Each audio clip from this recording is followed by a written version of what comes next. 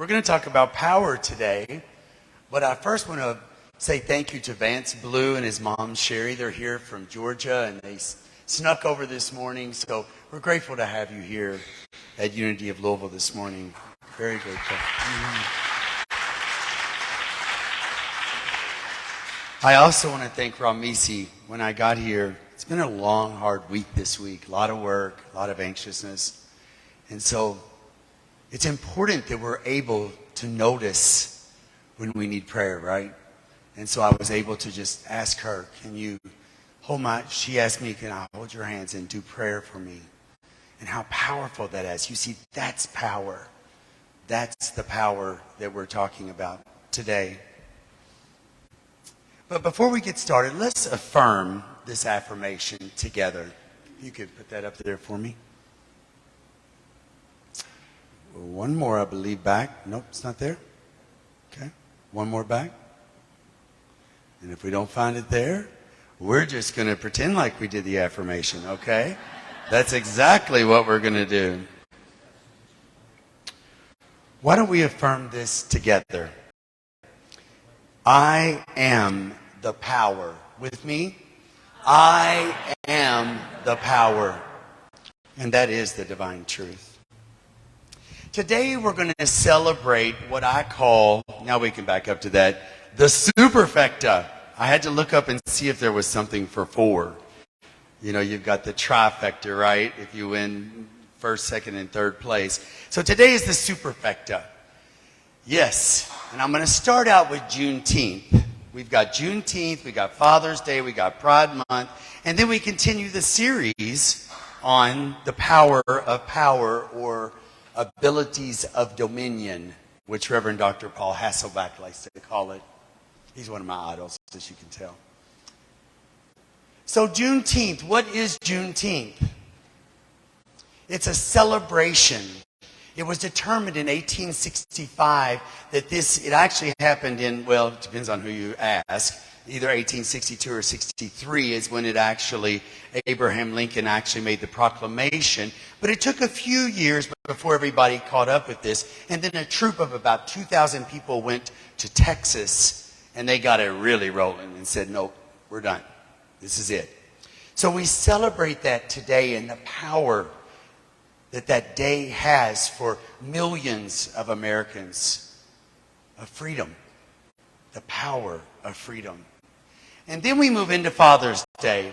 I'm going to ask you, please stand up if you are a father or a father influence in your life. If you'll just stand up for a minute, raise your hand, whatever makes you go. Let's give them a round of applause. Thank you for allowing me. There's a lot of fathers in here. That's pretty awesome. You know, on the way here, I received a text from my best friend, and he said, I know you're going today with your father, and he's lost his father. He said, cherish this. And it just reminded me of something with my own father. I don't know that he's ever been recognized for the value he's had to our family, to the community, and to the world. So I want to take this moment, Dad, and say thank you. This man at 70 and 80 years old, he's going to be 90 in August.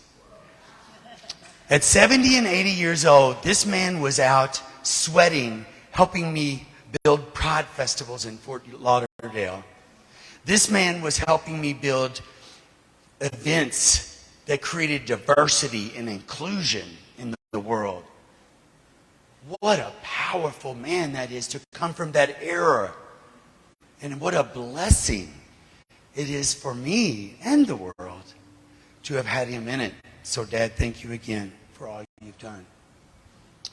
So that's a perfect segue into Pride Month. Pride Month. What a great, great month it is for people like me. Actually, for people like everybody, because it gives us a chance to celebrate diversity and inclusion. It gives us a chance, an opportunity to honor people and their authenticity, of their truth, of who they really are. You know, this came from a revolt, we'll call it an uprising, at the Stonewall Inn in New York. I was very blessed to be president of the Stonewall Street Festival in Fort Lauderdale. And we got to celebrate and honor what those people went through. And folks, they were beat up, they were beaten down. It was a really scary time in 1969.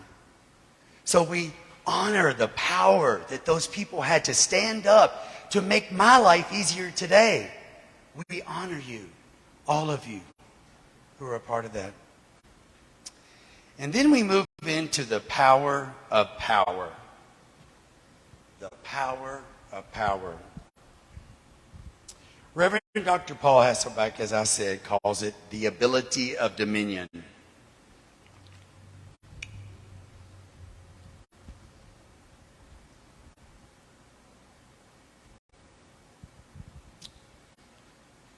He says in his book, Power Up, I'd rather call them abilities than powers. He said the powers date back to the early part of our last century. And we believe, that's he and the lady who wrote this, which is Cher Holton, it's a better application understood in today's language as abilities. He said it's important to realize that the 12 powers or abilities do not care how they are used. You see, they're not a power, they're an ability. He says they're simply spiritual ideas and are available regardless of the person or what the intent might be. And the intent can be good. Just because you see love and just because you see will and strength doesn't always mean it's good. You see, there can be underdeveloped and overdeveloped powers, which is a whole nother talk, and we're not going to get into that today. But it's a good one, because I promise you we all deal with that of overdeveloped and underdeveloped. So as we continue on the third Sunday of power or abilities, we find this power is not the power that you're going to think power is. Some of the other ministers who have shared before this shared that with you. But I love this quote by Winfried Wilkinson Hausman. Power, we must understand, he says, is not an end in itself. It's not a goal to be sought. Rather, it is simply a means that enables us to attain the end of bringing forth God ideas on earth. It is to be exercised not for the purpose of controlling others, but for the purpose of taking dominion over our own thoughts and feelings in order to come into a greater God awareness. Now, let's hear that again. To take control of our ideas, our thoughts, and feelings so that we can come into a greater awareness of God. You see, that's the control only over ourselves, over our own power of making sure that we align ourselves with the good that is, with the God that is.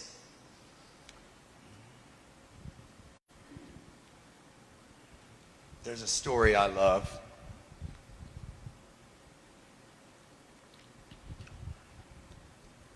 You can put that slide up if you like.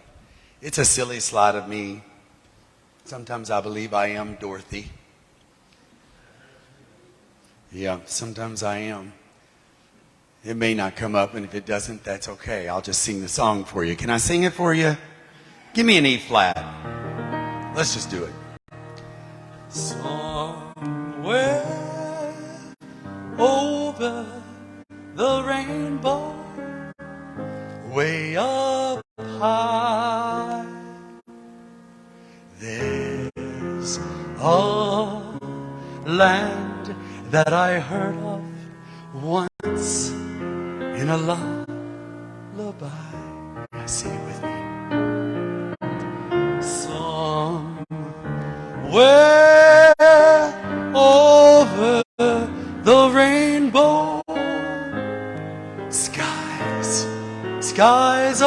blue,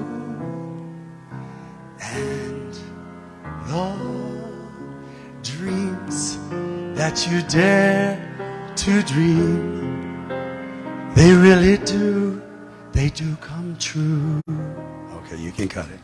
That was fun.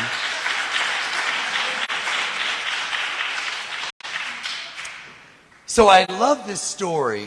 We never did find me in the golf cart dressed as Dorothy, did we? Okay, well, go ahead and put it up. Because it's kind of funny. Okay, next slide. You're going to get it, I know you are. Oh, there's the affirmation. Hallelujah. Woo! Talk about divine order. You got to love it. There I am in Fort Lauderdale. We had just stolen the golf cart. You can tell, right? And some guy from a newspaper called us and took pictures of us. So it's kind of funny. I love this story so deeply that I decided to dress like her. It was a float we did, and we were trying to get to the float, and we were running late. So that's where that came from. But I can tell you, there's nothing like dressing like Dorothy at Fort Lauderdale, okay? It's special. It is special. The funny part is I was on rollerblades, and my friend had the Toto dog. So I carried the Toto dog as we skated down the street in front of the float. It was a mess. All right, you can take it off the screen now. I'm trying to keep them focused. Just shut it down. Dr. Justin Taylor, minister and philosopher, describes the Wizard of Oz in a way that I think is so super special. He says it's an allegorical tale of the journey of our soul to enlightenment. Who would have thought, right? As a kid, we didn't think we were being influenced by this wonderful story about this beautiful girl who's trying to find her enlightenment. We didn't realize that. He says Dorothy Gale lived in Kansas, and this Kansas represented our material world. I think I can tell this story without papers. She feels an urge to go over the rainbow. See, she's trying to be enlightened. The yellow brick road being this path of enlightenment, which they also call the golden path, right, in Buddhism. You know what I'm talking about? Kind of makes sense now. You're like, okay, I'm seeing the allegory of it. So the idea is she wants to go to this place that's going to enlighten her, which we don't understand back then. But then there's this tornado, right? This tornado that makes a whirlwind, which is also very symbolic of Buddhism. When we are we're getting rid of our errors and we're working through all these problems and troubles. Now they give her silver slippers, silver shoes to wear as she's going. That's the silver cord from materialism to enlightenment. Now I know what you're thinking right now, especially all of you with red robes on it. Her shoes were red. That actually got changed just a day before that went into production. The director decided that red looked better on yellow, and I agree. So he cut the silver cord. Not really. We know the journey. So then she comes along and she begins down this little path, and she comes to 3 characters. And these characters are a scarecrow, a woodland tin man, and a lion. And see, what you have to know is, oh look, divine order. That the scarecrow was the brains, but in unity we see that as our wisdom or intelligence, right? Isn't that something we need on our path to enlightenment? And then comes the heart. You see, everything done in love leads us to enlightenment. Everything done in love leads us to enlightenment. It's part of the path.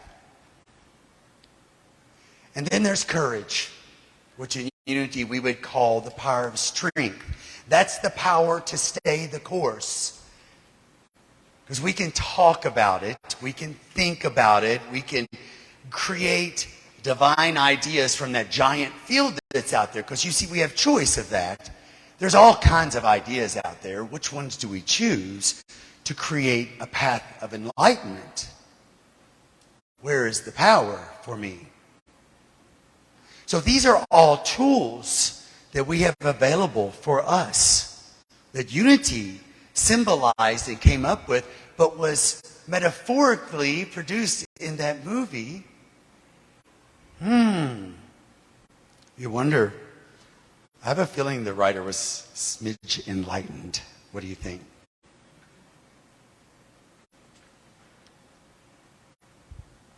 After many obstacles, they reach the Emerald City, where they're just dying to get to this enlightenment or wizard, right? Who's going to enlighten them and magically take them at their next level of soul's journey. Unfortunately, he's rude, nasty, creates fear, wanting you to worship the wizard. Does that sound like something familiar to you? Perhaps old Christianity and Jews trying to get us to worship a God that's out there, that's judgmental, that creates fear, that fears us into loving God. All comes together, doesn't it? You feel it now. It's like, oh, wow, now I see. He surely could not help these characters find their quest for enlightenment. But once said and done, the brains, the heart, the courage, Dorothy, they all found the quest which each of them were searching for. You know, New Thought teachings teach us that we don't have to go outside us for salvation. We go within. We don't need to search for a wizard or an outside God. That enlightenment is right here inside. You see, we have the power. We have the power. I love the part of Toto. Think about this dog. This dog is doing what? Always running away from Dorothy, right? Going to do the next little journey. He says this is Dorothy's intuition.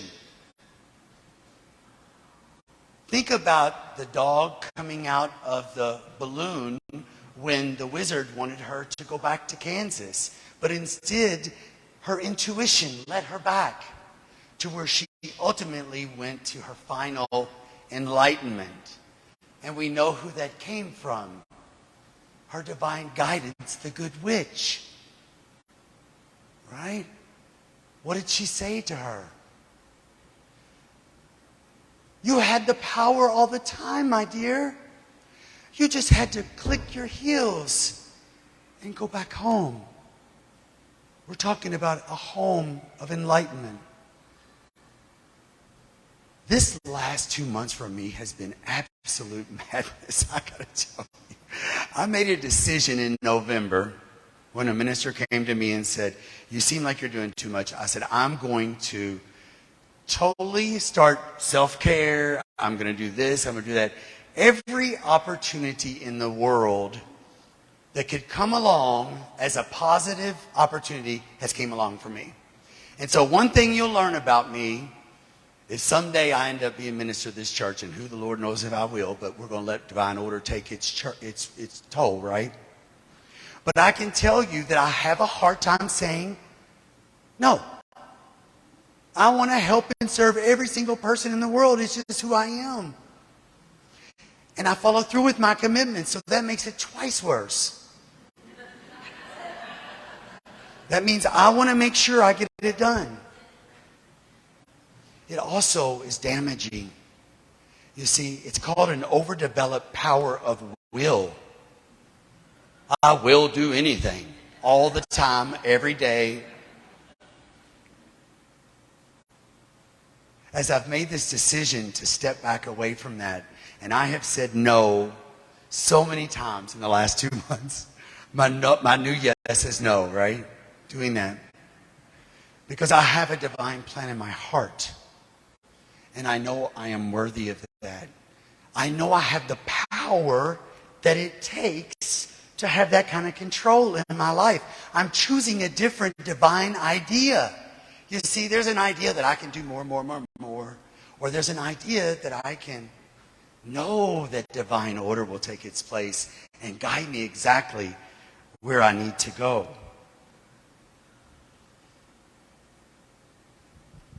So what did we learn from the story of Juneteenth? We learned that through power of numbers, we take back over the idea of not being equal on racism, on where you're born, all of that. On Father's Day, we see the power of fathering. In Pride, we see the power of being authentic and the truth of who we really are. And in the power of power, we see the power of being able to reach for divine ideas that are available to us. You see, each one of us, we're directors and producers of our own play. It's our story. It's our story. You see? We're also the writer, the script writer. Folks, that's powerful. You are the script writer of your story. If you don't like a chapter, change it. Are you with me on this? No one controls your story. You do.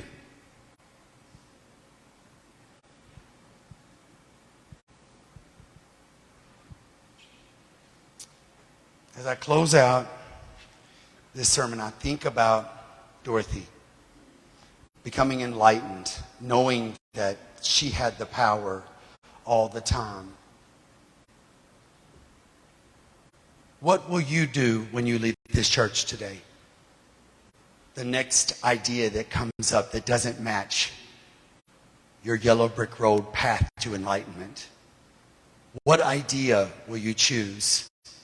And if it's the wrong one, change the scene. We are so blessed with this church, with the teachings of unity, to know always no. Always, always no.